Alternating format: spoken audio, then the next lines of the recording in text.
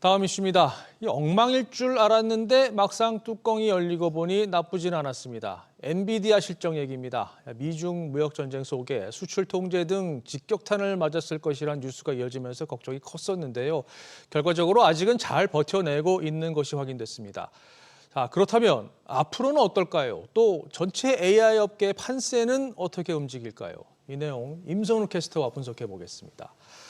자, 먼저 수치부터 다시 좀 보죠. 예상치는 웃돌았는데 호실적이라고 부르기에는 뭔가 좀 모자라다고요. 네, 간략히 정리를 해보면요. 일단 매출과 순익 모두 시장 기대치를 웃돌았습니다. 네. 실적이 나오자마자 기다렸다는 듯 회사의 주가도 시간에 걸려서 급등하고 이튿날 정규장까지도 좋은 흐름이 이어졌는데 조금 더 자세히 들여다보면 아쉬운 부분들이 많습니다. 데이터 센터 매출은 70% 넘게 급증했지만 시장 전망치를 밑돌았고요. 컴퓨팅 매출도 기대치에 미치지 못했는데 특히 미국의 대중국 수출 규제로 인한 손해가 예상보다도 컸습니다. 총 마진율이 71%라고 밝혔지만 규제 대상에 오른 H공칩을 제외한 수치고요. 이를 포함하면 61%까지 떨어집니다.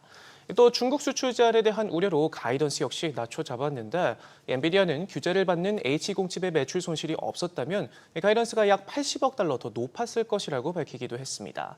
결국 중국 수출 규제로 인한 여파를 적용해 보면 1분기 조정 EPS 총 마진율 모두 예상치를 밑돌게 되고 앞으로의 상황도 녹록지 않다는 걸 확인할 수 있습니다. 네, 그래서인지 이어진 컨퍼런스 콜에서 중국 관련 언급이 많이 나왔어요. 네, 말씀하신 것처럼 이 중국 관련 이슈가 가장 먼저 나왔는데요. 콜레크레스 최고 재무 책임자는 지난달 미국 정부로부터 H공칩의 중국 수출에 대한 허가가 필요하다는 통보를 받았다며 이로 인해 재고 과잉과 구매 축소로 45억 달러 우리 돈 6조 원의 비용이 발생했다 말했습니다. 그러면서 중국 데이터 센터 매출이 1분기 기대에 미치지 못했고 다음 분기에도 감소할 것이다 우려했고요. 젠슨 헝 CEO 역시 중국의 AI는 미국 반도체 공급 여부와 상관없이 발전하고 있다며 수출 제한이 되려 중국 반도체 업체들을 키워줬다 비판했습니다. 그러면서 AI 경쟁은 반도체 경쟁이 아니라 이 글로벌 시장이 어떤 표준을 사용하는지에 달렸는데 세계 최대 AI 시장인 중국을 미국 플랫폼에서 운영하도록 해야 한다 주장하기도 했습니다. 네. 실제로 엔비디아에게 중국은 포기할 수 없는 시장이잖아요. 네, 최근 미국의 수출 규제를 피해서 다시 또 중국 맞춤용 저사양 A 칩셋을 개발하고 나섰는데요. 이번엔 최근 수출이 막힌 H90 모델보다 훨씬 낮은 가격에 저가형 블랙웨어를 출시할 예정인데 이르면 다음 달부터 대량 생산에 나설 계획인 것으로 전해졌습니다. 엔비디아가 중국용 AI 칩을 만드는 건 이번이 세 번째인데요. 젠슨 헝 CEO는 최근 미국의 수출 규제로 엔비디아의 중국 점유율이 반토막이 났다며 규제 가로막힌 사이 중국 시장은 몇 년 후면 500억 달러 우리 돈 70조 원 규모까지 몸집을 키울 것이다 경고하면서 특히 화웨이를 콕 짚어 엔비디아가 빠진 자리를 꿰찰 수 있다 기술 규제 무용론을 강조하고 있습니다. 네.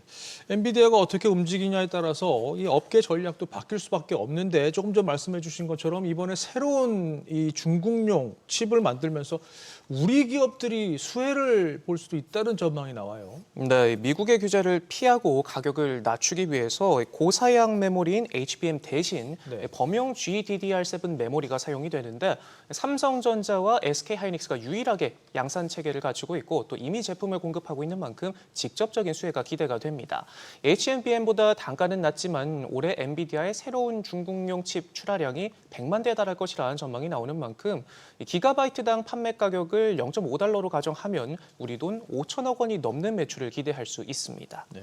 또 눈길이 가는 부분이 엔비디아가 이 대만을 AI 산업의 중심으로 만들겠다. 이렇게 선언하면서 동맹 구축에 나섰는데 이를 두고 우리와 좀 연동해서 생각을 해보면 삼성전자와 SK하이닉스는 희비가 좀 엇갈린다. 이런 분석도 나옵니다. 네, 말씀하신 것처럼 엔비디아를 필두로 이 대만 AI 생태계가 원팀으로 똘똘 뭉쳤습니다. 네. 이 대만 정부뿐만 아니라 폭스콘, TSMC 등 굵직한 기업들이 힘을 합치고 나섰는데 특히 TSMC와의 파트너십이 한층 더 단단해지면서 삼성전자의 시름이 깊어지고 있습니다.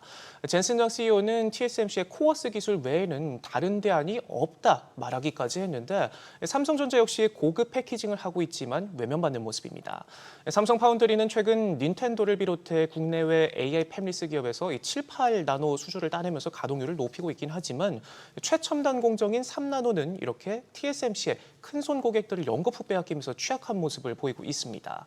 엔비디아뿐만 아니라 최근 구글도 당초 삼성전자 3나노 공정에서 만들기로 했던 자사 텐서 칩을 TSMC로 전환하기로 했고, 퀄컴과 AMD 등 주요 고객사 역시 삼성 파운드리를 선택지에서 제외하고 있는데, 현재 3나노 공정 수율은 50% 수준에 머무르면서 양산을 선언한 지 3년 차에 돌입했는데도 여전히 진전을 보이지 못하고 있습니다. 엔비디아가 90%가 넘는 수율을 확보한 TSMC의 손을 들어준 건 어찌 보면 당연한 일입니다. 네, 삼성전자 상황을 말씀해 주셨는데 반대로 SK 하이닉스 상황은 좀 다른 것 같죠? 네, 엔비디아는 AI 핵심 부품인 HBM 공급처로 여전히 SK하이닉스를 신뢰하는 모습을 보이고 있습니다. 최근 젠슨영 CEO는 대만에서 열린 아시아 최대 IT 전시회인 컴퓨텍스에 조성된 SK하이닉스 부스를 깜짝 방문했는데 전시 제품에 원팀이라는 사인을 남기기도 했고요. 실제로 6세대 HBM 12단 제품의 공급 협상도 마무리 단계에 접어든 것으로 전해졌습니다. 최초로 탑재되는 루빈 플랫폼의 출시 일정 등이 구체화되는 대로 효도 물량 규모와 최종 가격 등을 확정해 협상을 마무리할 계획인 것으로 알려졌는데 이르면 오는 10월 양산에 돌입할 계획입니다. 이처럼 최근 반도체 업계는 미국과 중국의 틈바구니에서 저울질에 들어간 큰 손들의 움직임에 운명이 걸려 있는데요. 특히 엔비디아와 TSMC로 짜여진 대만 원팀의 앞으로의 행보가 업계 지각 변동을 불러올 것으로 보이는데 우리 기업들의 운명도 함께 얽혀 있는 만큼 예의주시해 봐야겠습니다. 그렇죠. 알겠습니다. 임선우 캐스터 잘 들었습니다.